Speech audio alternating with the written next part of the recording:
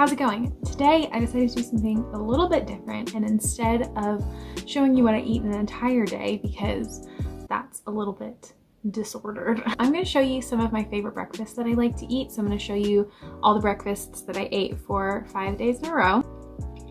So I've done a lot of what I eat in a week videos, of what I eat in a day type of videos in the past, and been reflecting on them a lot lately because I think they're not very helpful for me and for the people watching. It doesn't really matter exactly what I eat in a day. If you're just watching for recipe inspiration, then this is for you. Also, around the time that I was filming this video, which was a little while ago, I was having a really hard time getting myself to eat breakfast in the morning, and so this video helped push me to eat breakfast in the morning. And I'm also going to give some tips on what motivates me to eat breakfast in the morning and how I do it. But I know a lot of people just want to see the actual food and just see the recipes, so I'm going to show you what I ate for breakfast every day this week, 5 days. And it wasn't this week, it was like a month ago. So the first breakfast on Monday that I'm going to show you is this wonderful tofu scramble and a toasted bagel breakfast. We didn't have any eggs this week because my mom has been going back to work for the first time in my entire life. She's working. My sister and I are doing the grocery shopping, and we just kind of forget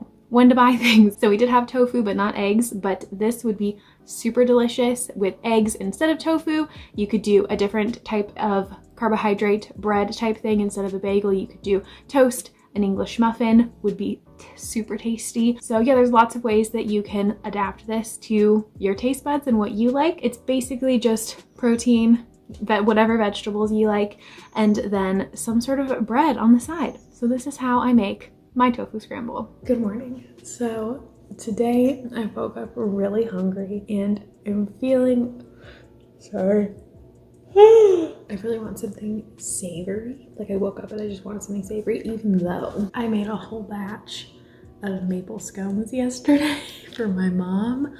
I'm not really feeling one today, so I think I'm gonna make tofu scramble. What is happening?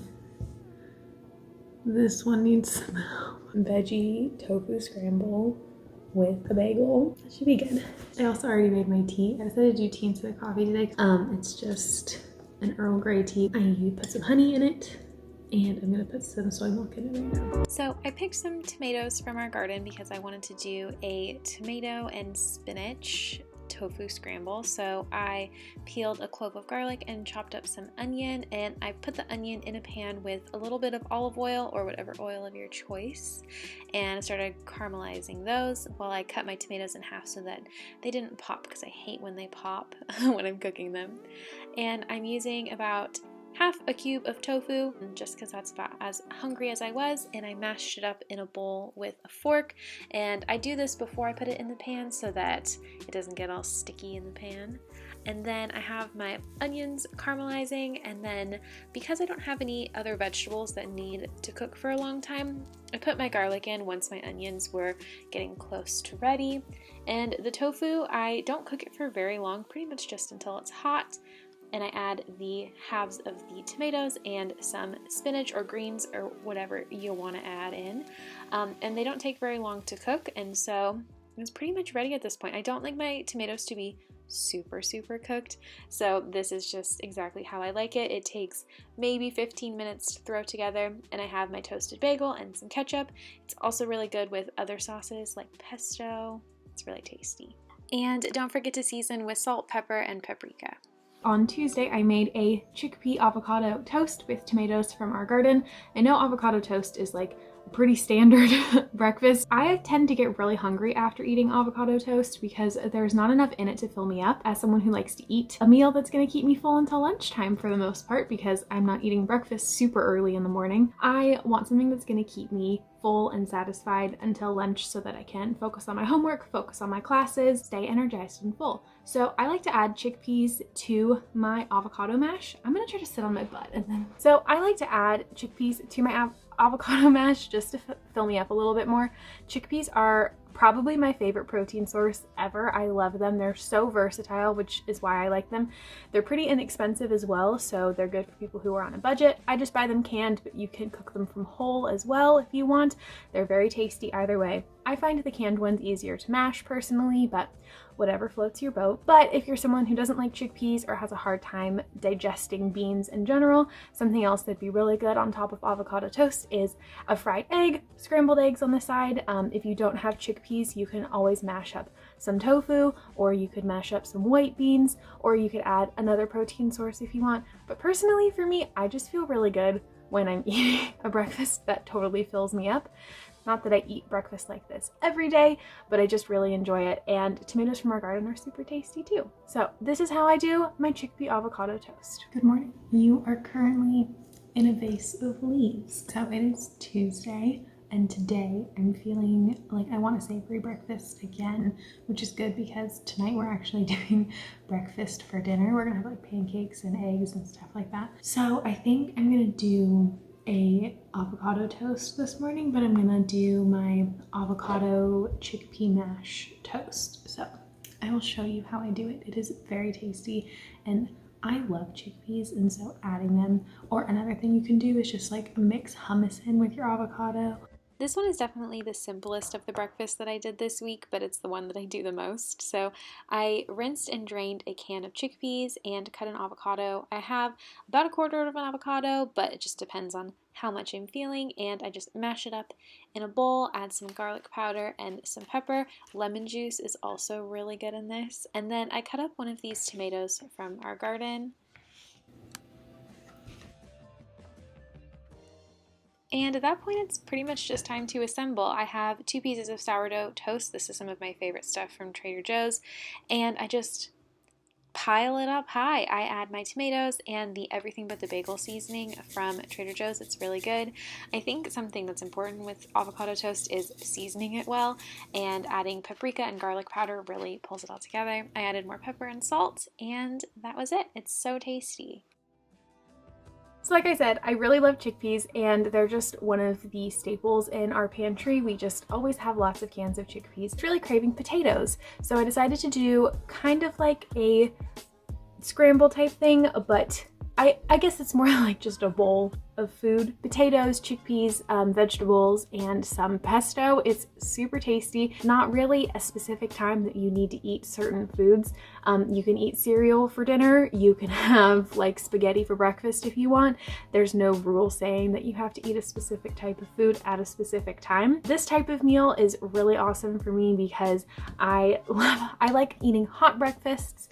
I like breakfasts that are typically savory for the most part. Just in general, meals like this make me feel so good and happy, and I love cooking them too. It's a great way for me to be present in the morning and make something for me to eat. So this is how I do my veggie potato breakfast.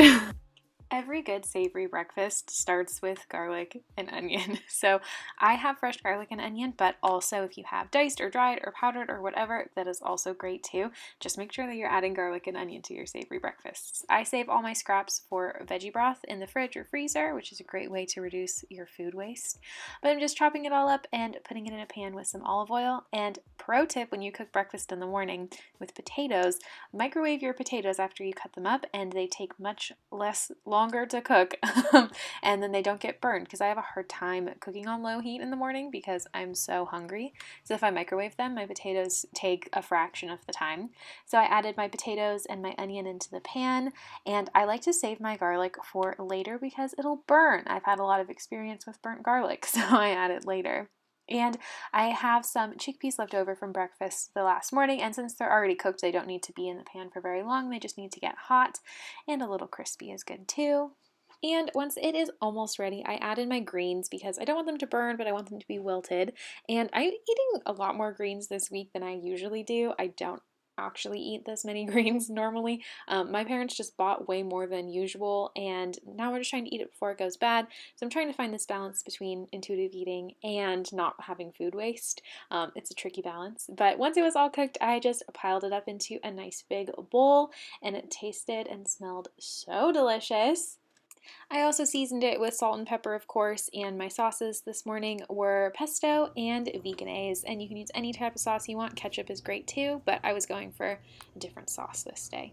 I knew that I wanted to do some sweet breakfast this week, and I'm actually shocked that I didn't do pancakes because pancakes probably are my all-time favorite breakfast food, but I just wasn't craving them this week, which is very normal and okay. I am a big believer in intuitive eating, and I try really hard to eat as intuitively as possible. I really wanted cinnamon rolls, and I made these beautiful cinnamon rolls. They're actually Danish cinnamon rolls. My family, I've been doing a lot of research about where my family is from, and my family, there's some genetic ancestry from Denmark, and so I made these Danish candlesnaggles, which are a Danish cinnamon roll, which translates to cinnamon snail, which is the cutest thing ever. So I wanted to make a specific recipe that I found online from My Danish Kitchen. I'll link the exact recipe that I used in the description. I had to make a few adjustments because I use dry yeast, and that recipe called for active yeast. That's that.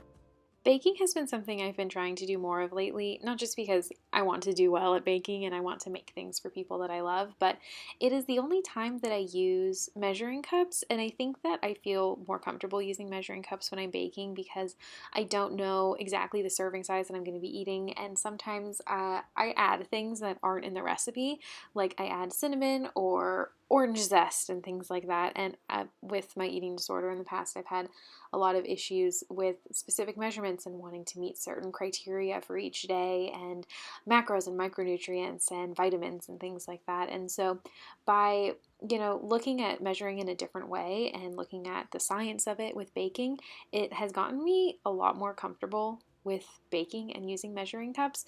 This is the only time that I ever use measurements, is when I'm baking. I'm not going to tell you exactly what I'm doing in every scene. If you want to make the same candlesnaggle or the cinnamon rolls, cinnamon buns, whatever you call them, I have the recipe linked in the description by My Danish Kitchen, and it's a very clear recipe, but just make sure that you're using the right yeast, because I didn't at first and had to start over, as you just saw. But baking has become a lot more fun for me since I've stopped using measuring cups in my day-to-day life, and I'm not exactly weighing every cinnamon roll to make sure they're the same so that I know exactly what I'm eating, because that doesn't matter, and having that control over what I eat isn't going to change the fact that I'm eating it. It's not going to change the other outcomes in my life that I can't control. Food has been the way that I've controlled everything for so long, and by giving it up, I have to realize that I just don't have control over things. And baking has really helped me realize that, because baking is just the least control you have over food ever, because once you throw it in the oven, you have no idea how it's going to turn out. You don't know. You can't add salt after you've started baking it. So you can't add extra sugar after it's been in the oven. You can't take things away, unlike other cooking recipes. So I highly recommend baking for those who are in recovery, because it's helped me a lot.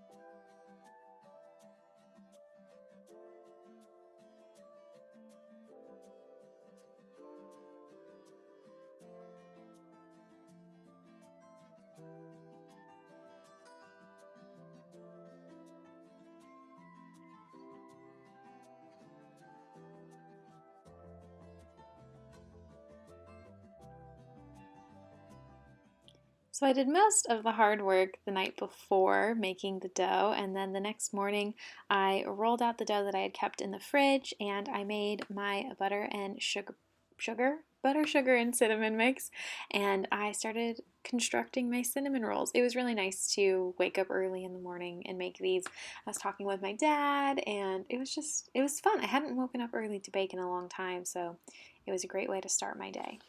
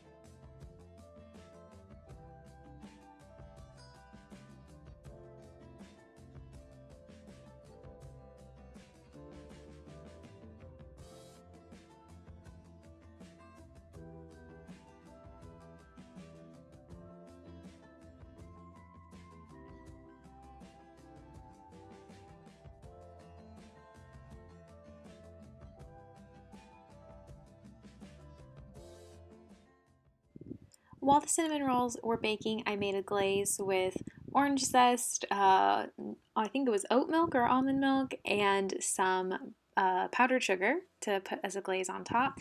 These were the cinnamon rolls before I let them rise. This was after their first rise, and this is what they looked like when they came out of the oven. They were so tasty, and I'm really happy that I put all the work in to make them, and I'd definitely make them again. And last but not least, there are some days that I can't decide what I want to eat. Specifically, I want something savory and sweet, and making that decision can be hard.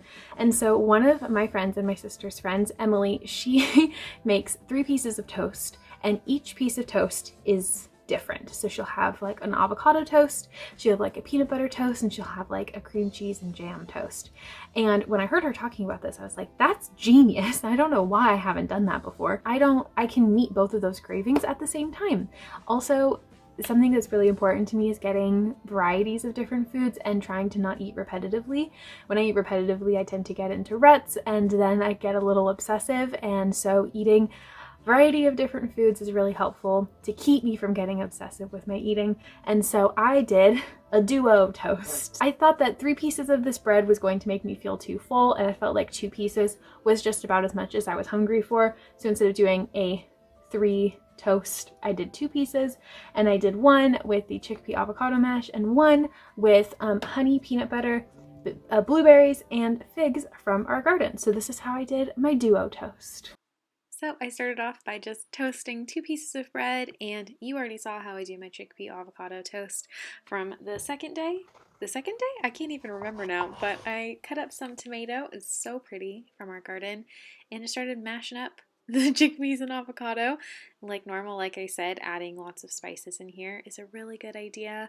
Lemon juice is really good. If you like things a little more spicy, you could add in some sriracha or some chili powder or whatever sounded good to you. I also sliced some figs and washed some blueberries, and then it was time for assembly, and it just sounded so nice that I'm just going to leave it as is.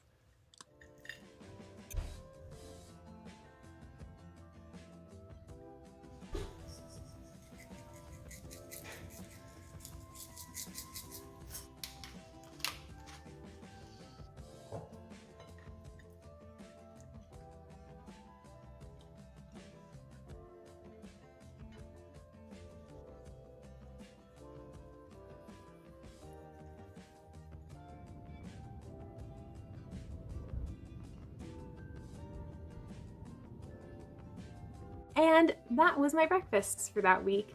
I thought it was kind of fun to do like what I ate for breakfast for a week, because it kept me from thinking about food for the entire day. When I've done what I eat in a week or what I eat in a day videos in the past, it turns into me thinking about that the entire day or the entire week, and I'm constantly thinking about my food, and it keeps me from eating spontaneously, because every so often I'll be like, you know what sounds good is some chocolate, and I'll go downstairs, eat a few squares of chocolate, and then I'm like, oh, but I'll need to film it, and I don't really want to film it, and then maybe I won't eat it, or maybe I won't show that I ate it, and then I feel like I'm not being authentic, and then I also feel like I'm not listening to my body, and I don't want everything that I do to be dictated by what I share online.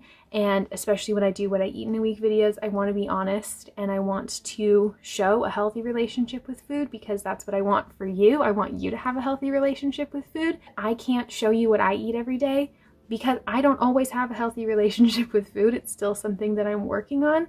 And so by doing this, I can show you some of the things that I love to eat without it getting obsessive for me. And then maybe you can have some recipe inspiration ideas. I also just try to mix it up. And by doing this, it brought me the opportunity to make cinnamon rolls, which was really fun. It had me do a duo toast breakfast inspired by my friend Emily, which I wouldn't have thought to do without her. So there's lots of little things that I hope to do in the future, and by doing this, it forced me to eat breakfast every day for 5 days in a row. Some other things that I like to do to inspire me to eat breakfast in the morning are as follows. I don't let myself use my phone until I've eaten breakfast. So I can use my phone to check emails, like text messages, but I don't go on social media, and I don't do any other things like that. I can only check like my major notifications like, do I have class today? Did my boyfriend text me while I was asleep? Do I have to evacuate my home? Like those kind of messages I can check. But I don't open any social media or any games, no TikTok whatsoever, because if I do, I won't get out of bed. So it inspires me to get out of bed and make sure that I eat something before I go on social media. The next thing that helps me to eat breakfast is eating before I have my coffee. Coffee's been really important to me lately. It used to be something that I didn't care about at all, but once I started college, coffee's become more important to me.